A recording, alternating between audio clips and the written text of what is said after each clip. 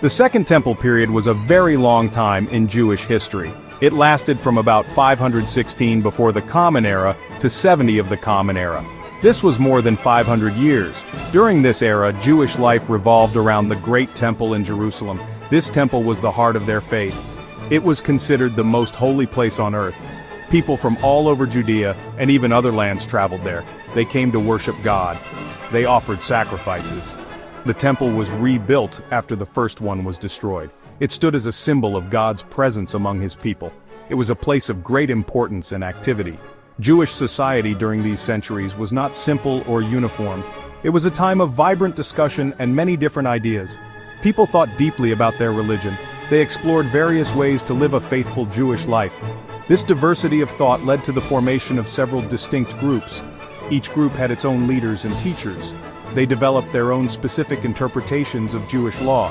They also had their own unique customs and practices. These groups were not always in agreement. They often debated important religious and social issues. This period was dynamic. These groups were not exactly like modern political parties. They were more like different schools of religious thought. Their main focus was on how to understand and follow God's laws. These laws were found in the sacred scriptures. The groups debated the true meaning of these ancient texts. They also considered how Jewish people should live under foreign rule. Judea was often controlled by powerful empires, first the Persians, then the Greeks, and later the Romans. This foreign presence created many challenges. It forced people to think about their identity. Understanding this period is incredibly important. It gives us a window into the world where Jesus lived and taught. It helps us understand the background of early Christianity. The New Testament itself mentions some of these Jewish groups. Furthermore, this era shaped the future development of Judaism. The debates and ideas from this time had a lasting impact. It was a period of intense spiritual energy. It was a time of questioning and seeking. The choices made then would echo for centuries to come. It was a truly formative time. The Pharisees were one of the most well-known Jewish groups. They were highly respected by many ordinary people in Judea. Unlike the Sadducees, most Pharisees were not priests who served in the temple. Instead, they were scholars and teachers of the law. They believed that God's teachings should be accessible to everyone. Religion was not just for special ceremonies in the temple, it was for everyday life, in every home and village. They emphasized personal piety and moral behavior. They wanted all Jews to live holy lives.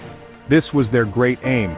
A central belief of the Pharisees was in both the written law and the oral law. The written law was the Torah, the first 5 books of the Hebrew Bible. The Pharisees believed Moses received this directly from God on Mount Sinai, but they also taught that Moses received an oral law. This oral law consisted of traditions and interpretations. It was passed down from teacher to student over generations. The oral law helped explain the written law. It made the ancient commandments relevant to new situations. This was a very important part of their faith. The Pharisees also held strong beliefs about the afterlife. They taught that there would be a resurrection of the dead. Good people would be rewarded in a life to come. Wicked people would face punishment. They also believed in the existence of angels and spirits. These were spiritual beings who served God. These ideas were not universally accepted by all Jews at the time, but they were central to Pharisaic thought. This belief in future judgment shaped their ethical teachings. It encouraged people to live righteously. In their daily lives, Pharisees tried to live with great care. They paid close attention to rules of ritual purity. These rules were often associated with the temple, but the Pharisees applied them to their homes and daily activities. They wanted all of Israel to be a holy nation, not just the priests in Jerusalem. They were very influential in local synagogues. Synagogues were places for prayer, study, and community gathering. Through the synagogues, Pharisaic ideas spread widely. They helped shape Jewish life outside the temple's immediate influence. The Sadducees were another prominent group in Jewish society. They were often members of the wealthy upper class. Many of them were priests. They had very strong connections to the temple in Jerusalem. The temple was the center of their power and religious practice. Their influence largely came from their roles in temple administration and worship. They were the religious establishment of their day.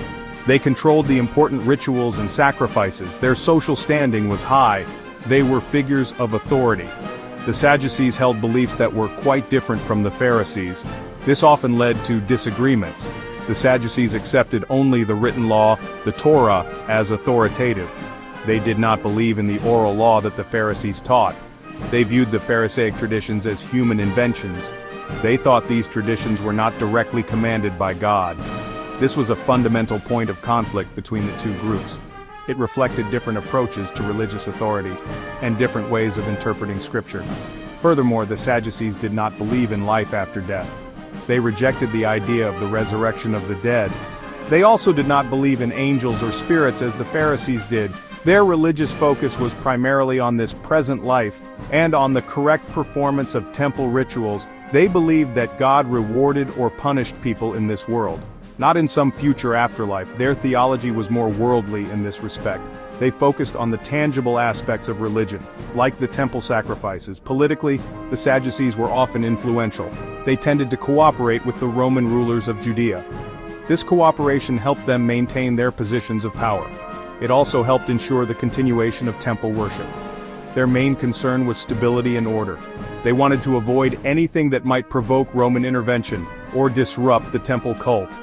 Their wealth and status were closely tied to the existing social and political structure, so they were generally conservative elements in society. The Essenes were a smaller but distinct Jewish group. They were known for their deep piety. They were also known for their criticism of the temple establishment in Jerusalem. Essenes believed that the temple and its priesthood had become corrupt. They felt it was not truly holy in God's eyes. Because of this, many Essenes chose to withdraw from mainstream Jewish society. They sought to live a life of exceptional purity. They wanted to be separate from what they saw as the moral decay of the world. Their path was one of separation. Many Essenes lived in communal settlements. Some lived in towns and villages, following strict rules. But others established communities in remote areas. The most famous of these is the settlement at Qumran. This was located near the Dead Sea. It is here that the Dead Sea Scrolls were discovered in the 20th century. These ancient manuscripts have told us a great deal about Essene beliefs. They reveal their unique interpretations of Scripture. They also describe their daily routines and community rules. The scrolls are a precious historical treasure. Essenes followed very strict rules of ritual purity. They regularly practiced ritual bathing for purification. They shared common meals in silence and reverence. They spent much time studying the Scriptures. They developed their own calendar. They believed strongly in fate, or God's preordained plan for history. They also expected a great final battle. This battle would be between the forces of good and evil, the sons of light versus the sons of darkness. They prepared themselves spiritually for this coming judgment day. The Essenes generally did not participate in the worship at the Jerusalem temple. They had their own priests and their own special rituals. They emphasized a simple lifestyle. They often shared their possessions within their community. They were waiting for God to intervene in history. They believed God would purify Israel and eventually establish a new, perfectly pure temple.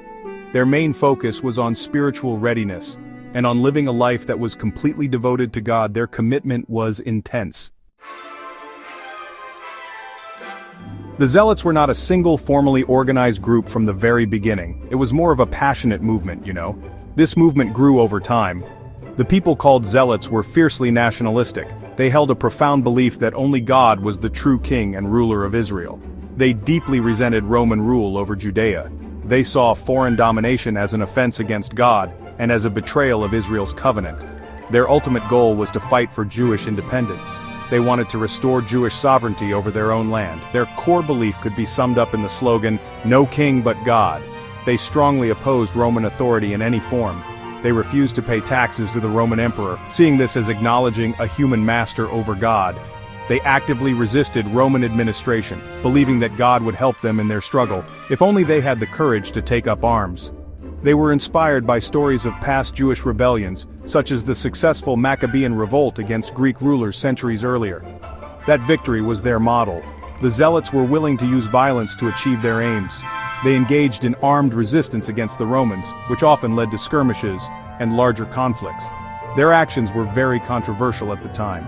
Some Jewish people admired them as patriots, seeing them as heroes fighting for freedom, but others viewed them as dangerous extremists.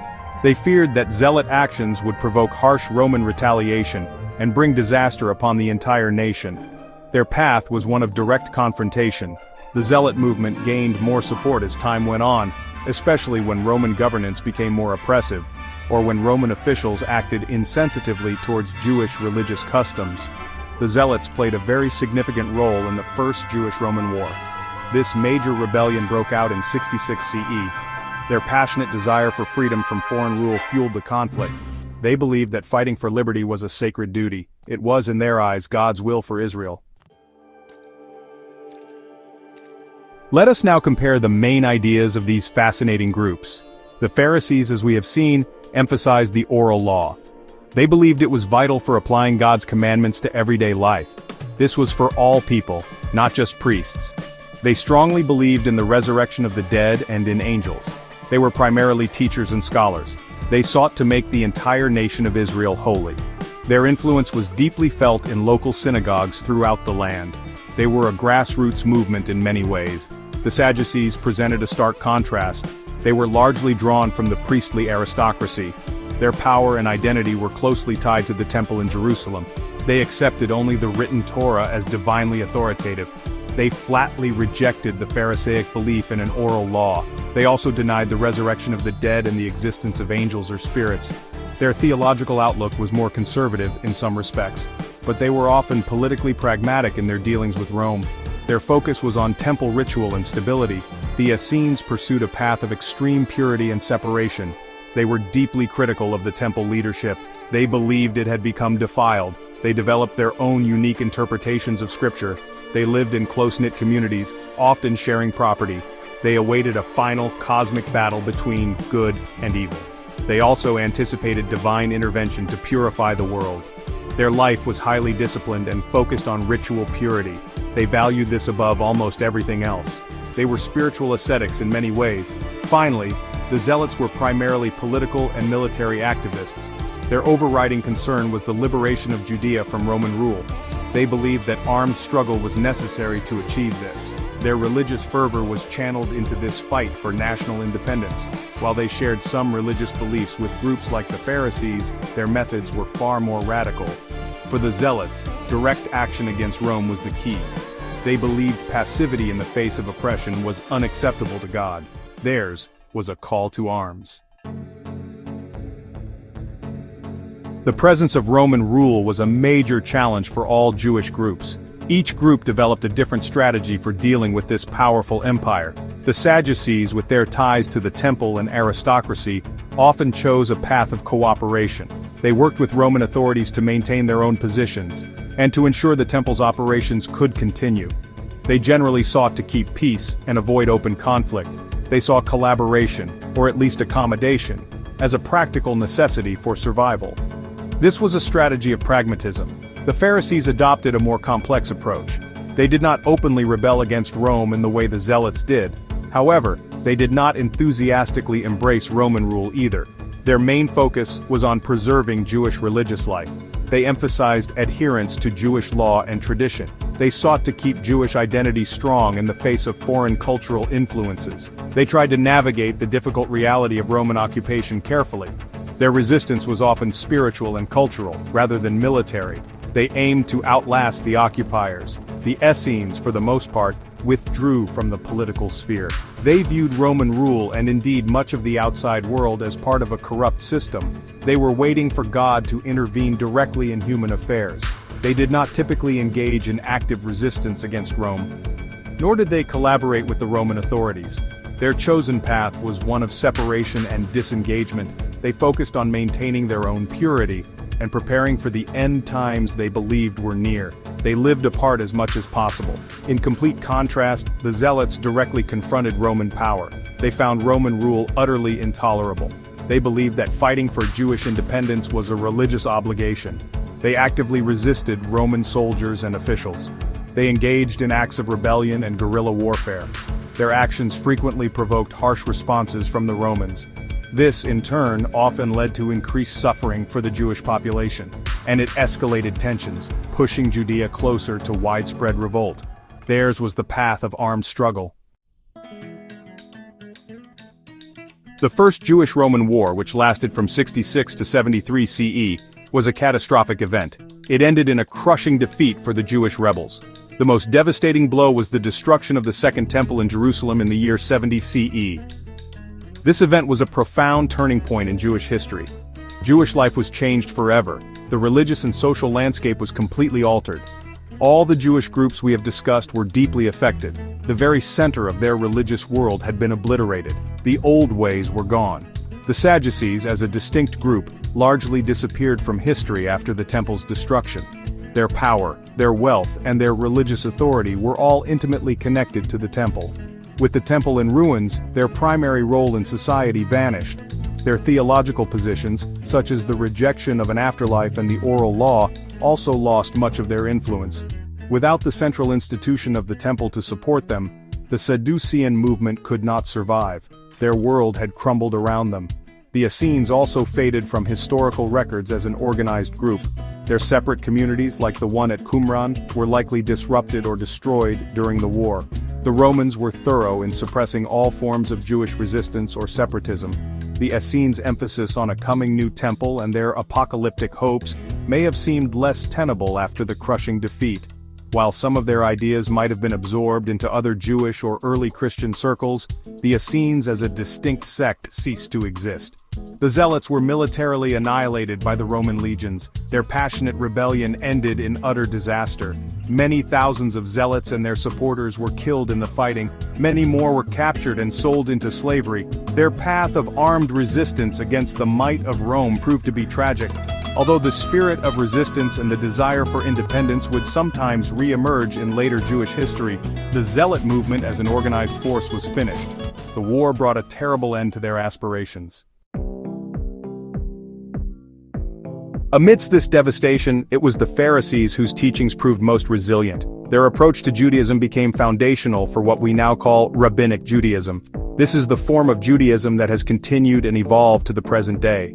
The Pharisees had already developed ways to practice Judaism outside the temple. They focused on prayer, the intensive study of Torah, and the performance of good deeds. With the temple gone, synagogues became even more crucial as centers of Jewish life.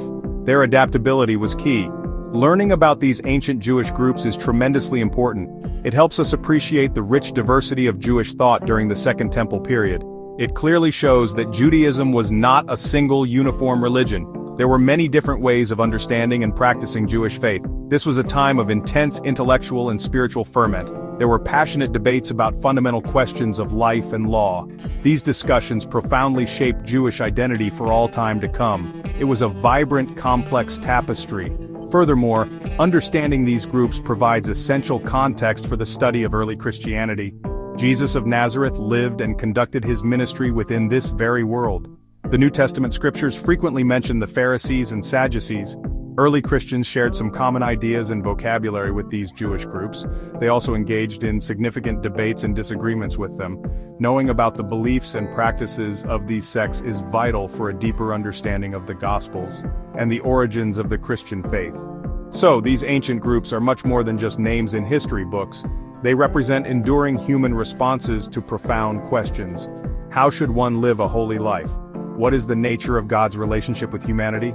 How should a community respond to oppression and foreign rule? Their stories offer timeless lessons about faith, community, conflict, and survival. They illuminate the dynamic and complex world of Second Temple Judaism, a world whose echoes continue to resonate through history, shaping both Judaism and Christianity.